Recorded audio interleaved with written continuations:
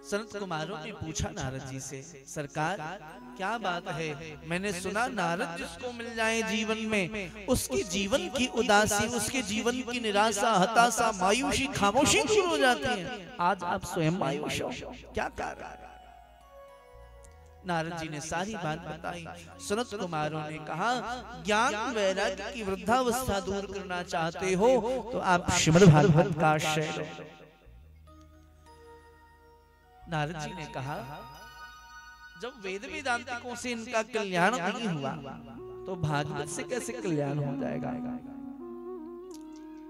सनत कुमार कहते हैं, नारद जी वेद वेदांत आदि वृक्ष हैं और श्रीमद् भागवत उसका फल है।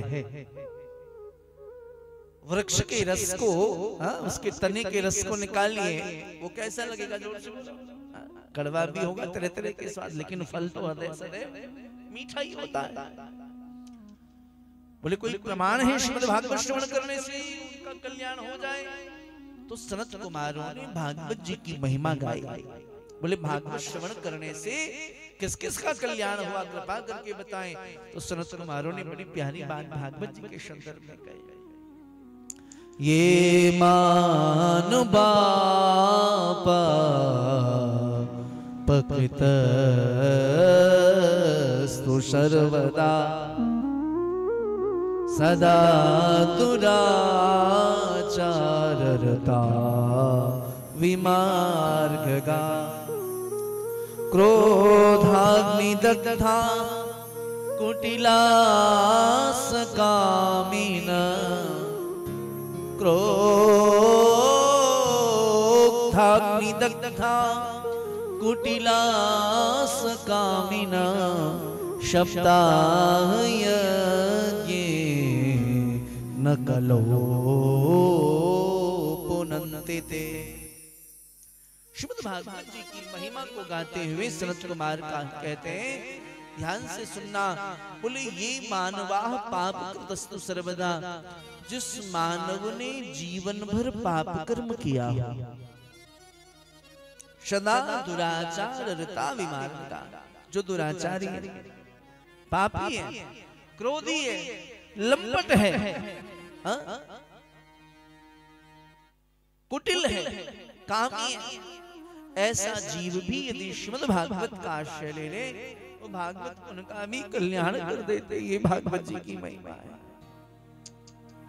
और यहाँ तक कि कोई जीव पाप करते करते और मृत्यु को प्राप्त हो गया हो और उसके कल्याण के निमित्त यदि उसके संतान भी भागवत जी का आश्रय लें तो प्रेत योनि को भी यदि वह जीव प्राप्त हो गया हो और उसके संतान उसके निमित्त कथा का आश्रय लें तो प्रेत योनि को प्राप्त जीव का भी कल्याण संभव है।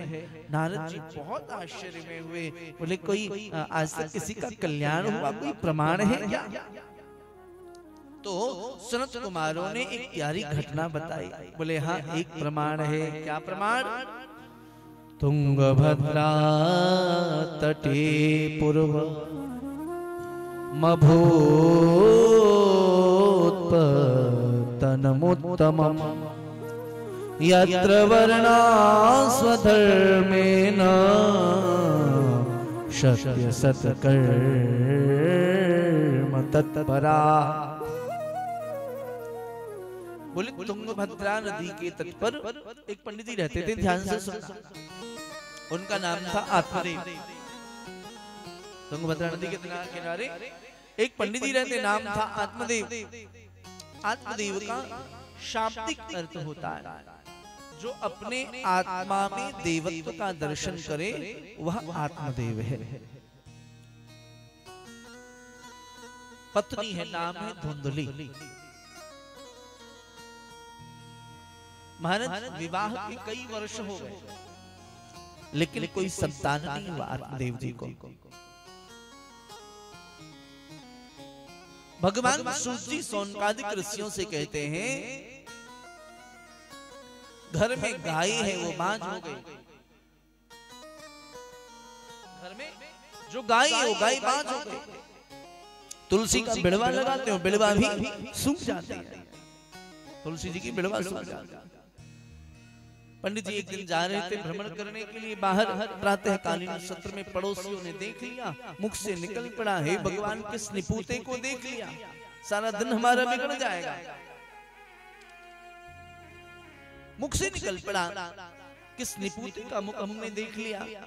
पंडित जी के मन में बड़ी पीड़ा हुई और उसी समय पंडित जी महाराज ने निश्चय किया, जब वरदान नहीं मिलेगा तब तक मैं वापस नहीं जाऊंगा। पंडित जी गए, तुंगभद्रा नदी के तट पर बैठ गए, सायंकाल हो गया। पुत्र प्राप्ति की वरदान की बात तो छोड़िए, मेरे पत्थर के कारण आपका सर फूट गया, रक्त की धारा बह रही है, नेत्रों से अश्रु की धारा बह रही है, बाबा माफ कर देना। संत हृदय नवनीत समाना, संत का हृदय नवनीत से भी अधिक कोमल होता है, न जाने कब जीव पर कैसे कृपा करते हैं। एक फल निकाला, दे दिया, पंडित जी इसको ले जाओ, अपनी पत्नी को खिलाना, संतान होगा। पंडित जी प्रसन्न हो गए, नृत्य करते हुए आए, हरी देवी क्या बात है, बड़े प्रसन्न हो। बोले आज तो चमत्कार हो गया, ये फल स्वीकार करो, हमारे घर में भी संतान होगा, हमारे घर में भी वेद पाठी ब्राह्मण होंगे, वेद ध्वनि करेंगे,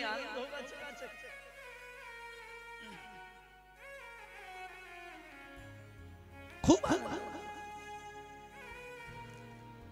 धुंधली का स्वभाव बड़ा उल्टा, के लिए बोलते पर खाने वाला कोई नहीं, तुम्हारे यहाँ खाने वाले बोलते पर खाने के लिए कुछ नहीं।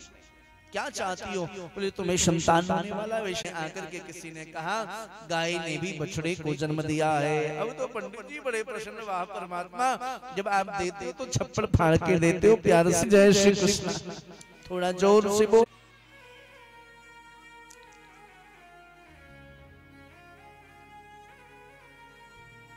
पंडित जी गए गौशाले में, गाय की बछड़े का स्वरूप अद्भुत, सारा शरीर जो है मानव के शरीर के समान है, और कान जो है वो गाय के समान है, इसलिए उस बालक का नाम रख दिया गोकर्ण।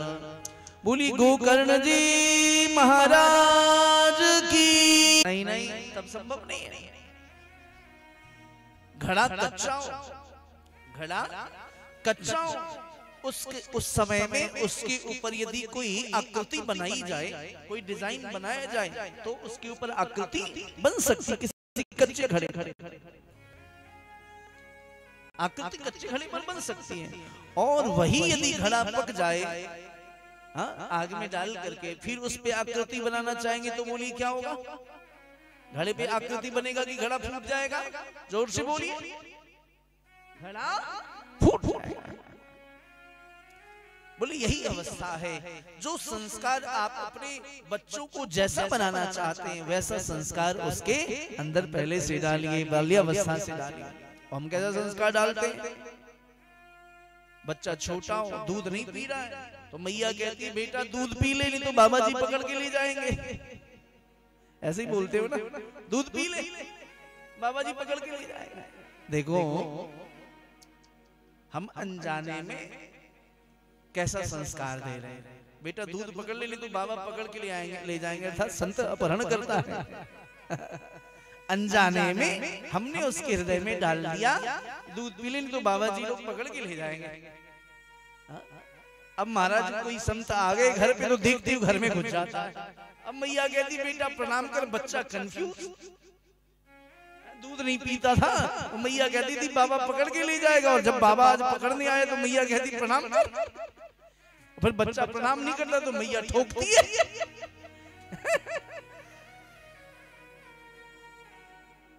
संस्कार के जल से अपने संतानों को संचित करिए।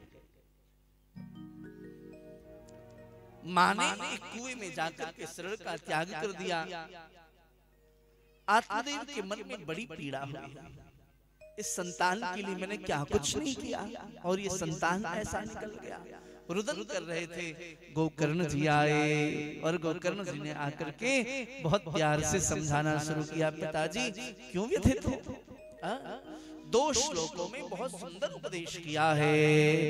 देहेस्थि मांसरुधिरे भीमतिं त्यजत्वं जायासुतादिषु सदा ममतां विमुञ्चः पश्यानिशं जगदिदं क्षणभङ्गनिष्ठं वैराग्यरागरसिको भवभक्तिनिष्ठः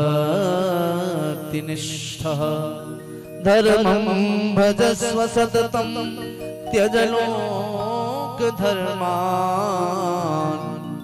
धर्मं भजस्व सततं त्यज लोकधर्मान् सेवस्व जहि कामतृष्णाम् अन्यस्य दोषगुणचिन्तनमासु मुक्त्वा सेवा कथा रसमहो नितरां पिबत्वम्। पिताजी, शरीर में हड्डी मांस रुधिर इस शरीर में पिताजी क्यों व्यथित हो शरीर को लेकर के? इस शरीर में हड्डी मांस रुधिर ही तो भरा हुआ है, रक्त ही तो भरा हुआ है इस शरीर में। जिस शरीर में हड्डी मांस और खून भरा हुआ है, रक्त भरा हुआ है, जो शरीर एक दिन नष्ट हो जाने वाला है, इसको लेकर के आप अहम बुद्धि क्यों पाल करके बैठे? पिताजी, स्त्री पुत्रादि की ममता को त्याग करके और अपने शरीर की आप क्षणभंगुरता पर ध्यान दें। ये शरीर न जाने कब नष्ट हो जाए, इसलिए शरीर की क्षणभंगुरता का ध्यान करके जीवन में वैराग्य धारण करिए और श्री ठाकुर जी की भक्ति में लग जाइए। और जब भक्ति में लग जाएंगे तो आपके जीवन से संपूर्ण दुखों की निवृत्ति हो जाएगी। दुख को अगर नष्ट करना चाहते हैं तो एक उपाय है भगवत शरणारविंद की शरणागति। ये शरण आस्वान है पिताजी, इसलिए भजन करिए। बड़ा सुंदर उपदेश।